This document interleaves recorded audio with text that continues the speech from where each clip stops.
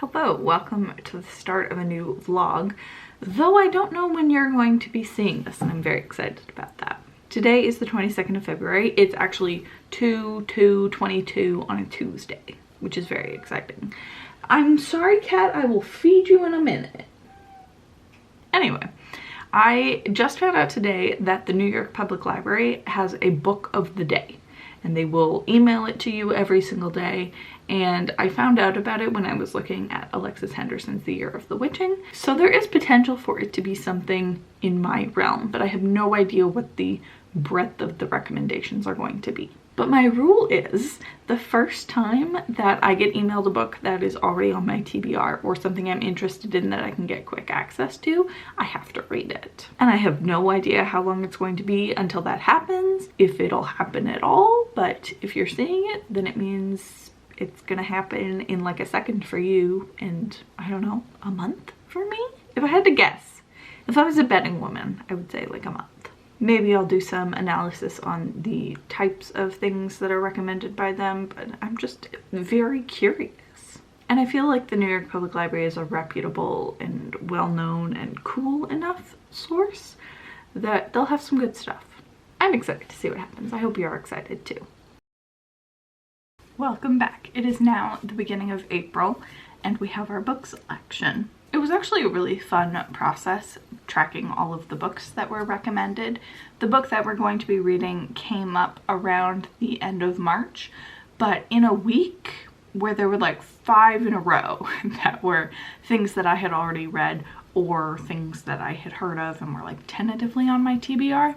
So I wanted to just finish out March, and so we'll be talking about all of the books from February 22nd to the end of March, which is 39 books. And if I shuffle over, we can talk about some of the stats.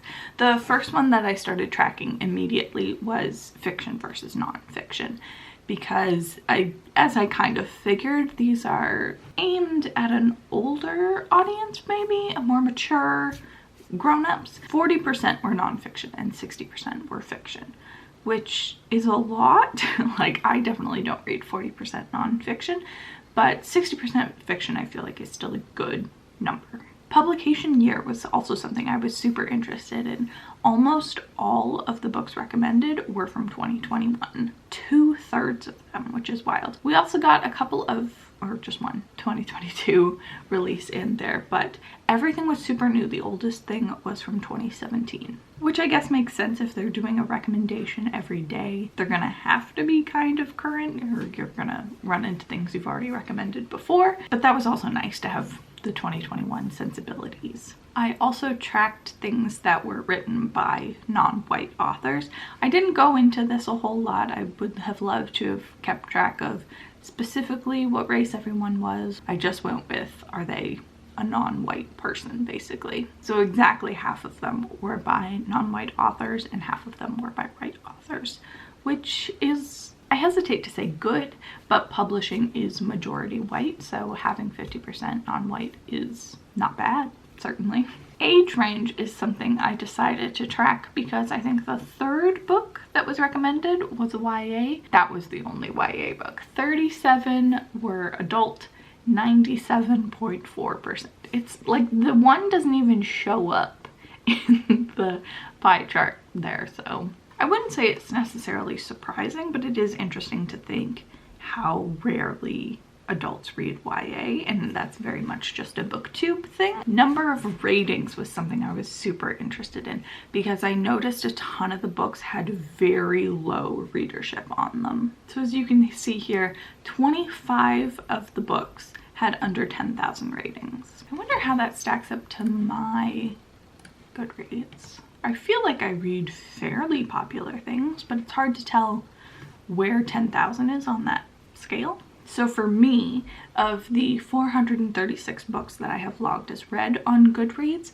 about 80 of them have under 10,000 reviews or ratings. They are different, it's ratings. Part of that could definitely be because these are newer books, a lot of 2021 releases, they haven't had time to gain momentum, but also I appreciate that they're not just recommending classics for everything. I think it's cool. And then we have the average rating. I pulled all of this from Goodreads, but most of them fall between the 4.0 and 4.5 range, which is huge because it is hard to get a 4 on Goodreads. A lot of books do it, but it is abnormal, I would say. Normally you get like a high 3. There is one book here that is between a 2.5 and a 3. What's the exact number? 2.83, which is really low for Goodreads. Goodreads has a very small range of acceptable numbers, and that is not one. Interestingly, we will discuss that book in a minute. And then finally, I tracked the length of all of the books that were recommended. You can see it's a pretty good spread, most falling between 300 and 400, which is understandable, but actually quite a few between like 100 and 200. There were definitely non-novels that were recommended though. I'm thinking specifically of a couple of poetry collections, which I imagine could be pretty short. I don't have to imagine, I can just look at it. Yeah, the top 3 are all poetry collections. I don't really have much to say in terms of genre. There's definitely a lot of nonfiction. Pretty light on fantasy, I noticed. Definitely more sci-fi than fantasy, which is interesting. Quite a few mystery thrillers are on there too, and a couple of horror. Also only one romance book recommended. There were also 4 translated books that were recommended. So if you have a specific goal that you're trying to reach with reading outside of your comfort zone, I would actually really recommend signing up for this program. Feels like the wrong word, but sure, because it gives you such a range of things. There was also a graphic novel recommended and an art book recommended. So if you stick to this, you're going to be reading outside of your comfort zone quite a bit. Of course, I didn't do that, but you could. Now, before we talk about books specifically, I did rewatch what I said last time, and I said that the minute there was a book that sounded interesting to me that I could get quickly, that was on my TBR, I had to read it. I forgot about that, and I thought I was just reading things that were actually on my Goodreads TBR. So that's what I went with. We may venture into a second book, but we'll have to see. The first book that really caught my eye was on March 4th. It is called Lemon by Kwon Yeo-sun. This was described as Parasite meets The Good Son, and I hadn't heard of The Good Son before. It's a novel, I want to say by the Atonement guy, Ian McEwan, that's it. It looks like it's not based on a book, but he did write the screenplay, I guess, which is a movie from 1993 starring Elijah Wood, and Macaulay Culkin is a psychopath. It sounds wild. Look up the trailer for it. I'll link it in the description because it's just a wild time. Did you say he was evil? I don't believe in evil. You should. But that just really called to me some reason. Parasite meets The Good Son. And it's under 200 pages, so I might pick it up.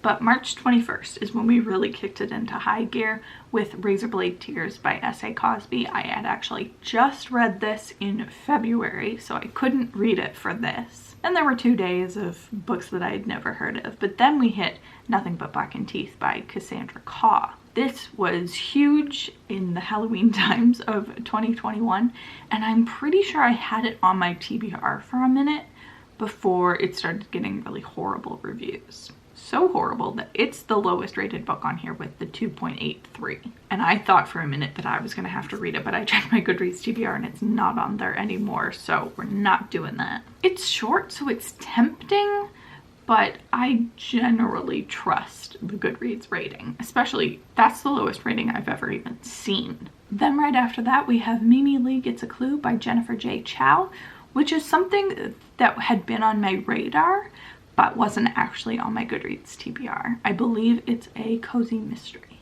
I haven't actually heard a review of it, I just know that it exists. Then the day after that, we got The Guncle by Stephen Rowley, which I read last year?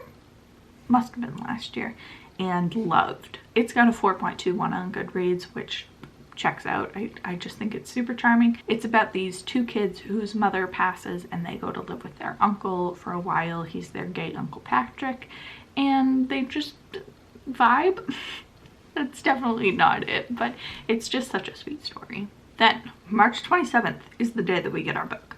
But let's not talk about that yet. Let's skip to the next day, where A Song for the Wild Boat by Becky Chambers was recommended, which I had also read the year before, and I really enjoy it. It leaves a little something to be desired. I like it in concept more than in execution, but having a Becky Chambers on there, a sci-fi novella about a non-binary tea monk, just what a collection of things. And then for the rest of the month, nothing that I really knew came up. But yeah, like 5 in a row basically of books that I was interested in and had heard of. I just realized how long I've been running for. I've been rambling for way too long. We need to cut to reading this book, which is The Charm Offensive by Alison Cochrun. This is the only romance book that was recommended and the only one that was on my TBR. I was gonna get it from the library, but the hold list was a little bit long, so I just bit the bullet and paid for it. But it's really cute, like size and flop, an aggressive pink, which I enjoy. This I know almost nothing about. I have only heard the pitch, which is gay The Bachelor. And that was all I needed to hear. I believe it's this guy goes on a reality TV show a la The Bachelor, and I don't want to read the back because I don't know if he is on Gay Bachelor or if he is on The Bachelor and gay. Also, we're in The Bachelor off season right now, so I need a little bit of it in my life.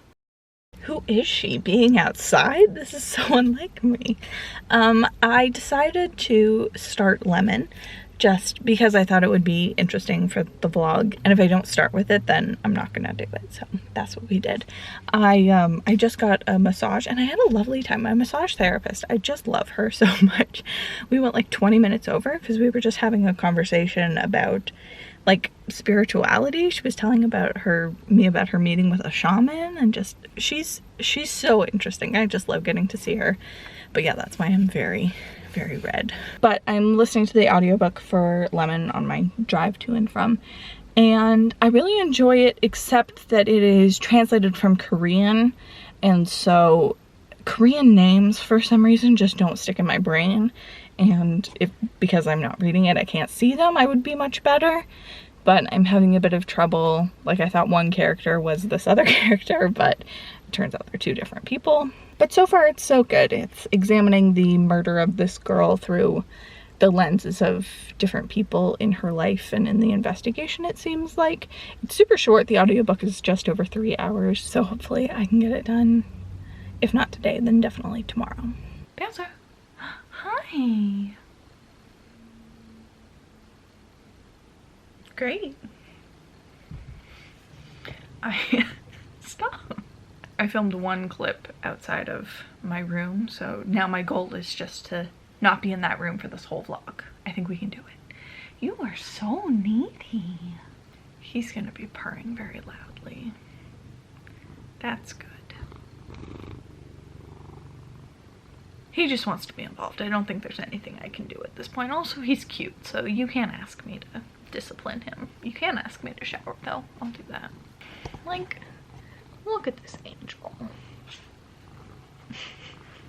So yesterday I finished Lemon, and it was not what I wanted it to be. I went back and read the description, and it said something about how finding out who did the murder isn't really the point of this. It's more about an exploration of grief and blah blah blah, which is not what I want. I was very confused the whole time about whose POV we were in, because it sort of told you who did the murdering, like it was very thinly veiled, but I don't know which character that was. Part of it is definitely that the Korean names weren't sticking in my brain. I think if I had read it physically, that maybe I would have had a better overall experience. But I read some reviews and they also said that they had some issues figuring out whose POV it was. It's nice to know it's not just me. There were parts of it that I appreciated. There was this one really interesting part where it was written, you are so loud. It was written as one side of a phone conversation, except that it kept taking me out of the story because the character would repeat back everything the person on the other line is. And so they were like, hello. Oh, you want to know how I'm doing? This is how I'm doing. Oh, you want me to elaborate on that? Like, that's not the way an actual phone conversation would go. You would just sort of have a dialogue and figure out what the other person said through context, which I think actually is a really cool way of doing it. It made me immediately want to like try writing something like that for myself. I also just found it overwritten, maybe not overwritten, but like very wordy. I do wonder if that's either a translation issue or like a cultural issue, just the way that people speak. It just ended up really not being the book that I thought it would be, so I gave it 2 stars. Also, I was reading this because it was Parasite meets The Good Son, and I don't think it really captured either of those. It was about a strained sibling relationship and Koreans, so like that's it. So yeah, 2 stars. But then immediately after that I picked up our next book, The Charm Offensive, and I love it. I've been tabbing the crap out of it. You can't really see, it maybe doesn't look like a lot of tabs for you, but it's a lot of tabs for me, and I'm about 1/3 of the way through, and I'm just obsessed with it. Part of the charm of this is you can really tell that Alison is a Bachelor Nation person. What are we? Bachelorites? I don't know. So there's lots of little moments I've been keeping track of, like the main character Dev is in a limo with 5 of the women, a former beauty queen, a travel blogger, a medical student, a software engineer, and a Lauren, which is just like a cute line to other people, but Bachelor Nation, we get it as like, oh, the Lauren complex. Let me name for you 5 Laurens and their influence on the franchise. In another part, Lauren L., her profession is professional cat cuddler, which is excellent. The whole concept of this Bachelor ripoff is Prince Charming. It's called Ever After, and so it relates to a Prince Charming finding his princess. So instead of rose ceremonies, they have crowning ceremonies, which, side note, I always think of a baby crowning for some reason. That's clearly a me problem. But instead of, will you accept this rose, he says, would you like to be my princess? And then crowns her, which is very funny. There's also this great moment with Megan, who they're trying to make the villain, where she says that she intends to win more time with him, not bond with the other women. And like, did Bachelor copyright the phrase, I didn't come here to make friends? Because that's all you said in just twice as many words.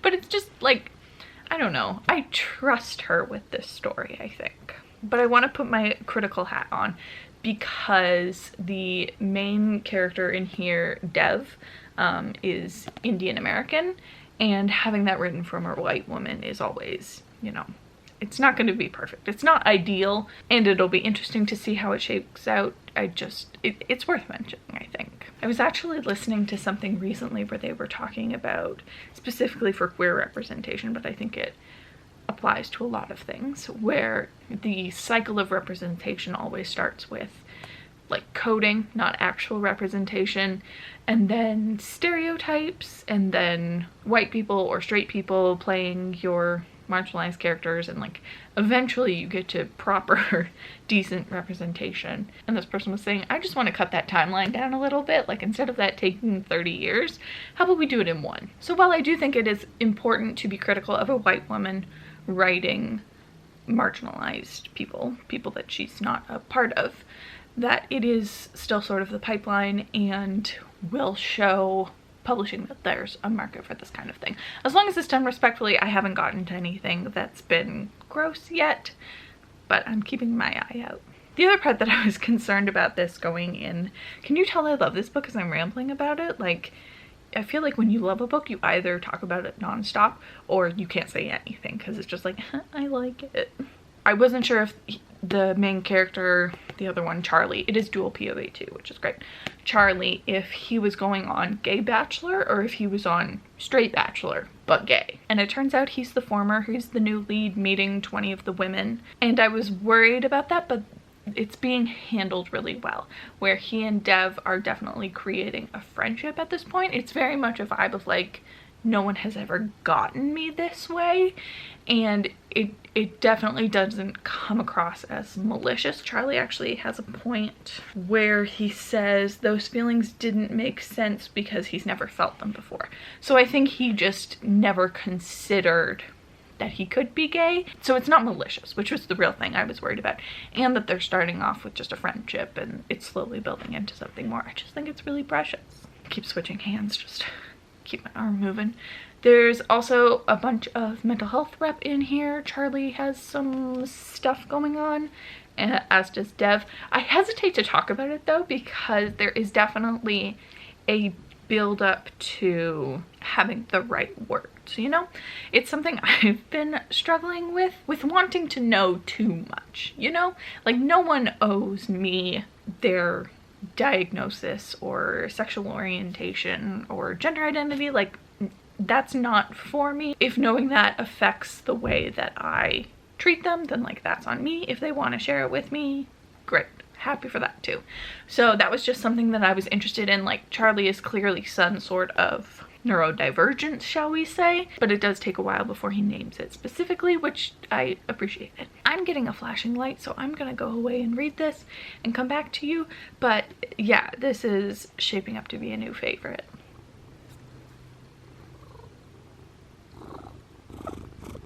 Hello, welcome to a strange angle of my living room. I am that far into the Charm Offensive.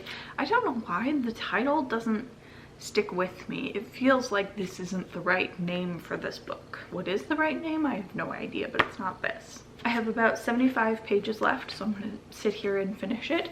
I've still been tabbing it a lot. I actually finished one of my tabs. I didn't bring one down here. Am I gonna be able to go 75 pages without tabbing anything? I'm still really enjoying it. It's, how do I say, a little insta-lovey? It's definitely not insta-love, but their relationship is progressing swiftly, shall we say. It's still really good. We had the inclusion of Charlie's publicist, Parisa. I don't know if that's how you pronounce it, but she's incredible. She's like the best character in the book, and everyone within the book also loves her. She's just so fun to be around. I don't think this is building to a series of romance novels like some books do, but if they did, I would pay for Parisa's book. It's still super fun, and I'm really curious to see how it ends, because I feel like that's sort of make or break here. As we know with the latest Bachelor season, the ending is everything. No matter what's gonna happen, you're gonna hurt somebody. I do love you, but I don't know if there's much more I can say. Like, there are definitely things that have happened, but it's hard to tell if those are spoilers in a romance, just because they're all a little formulaic. And there's a lot of the same beats that get hit, or similar types of scenes, and I'm not gonna talk about it, but I am still really enjoying it. I'm just worried about what the ending's gonna be. It started to become a little more malicious, which I think is my problem. Like, the women on this show already have to go through enough, but like, we don't need to put them through more. Anyway, I'm gonna sit here with you, hopefully, and we're gonna finish this book, also hopefully. Let's listen to some music while we do that, because the neighbors are loud.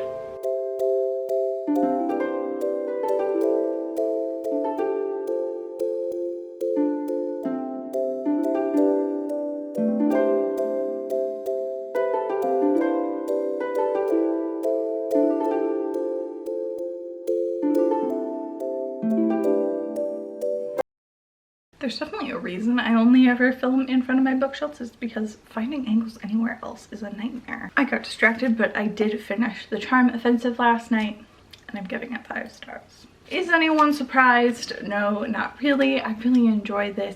I really enjoyed the way that it wrapped up.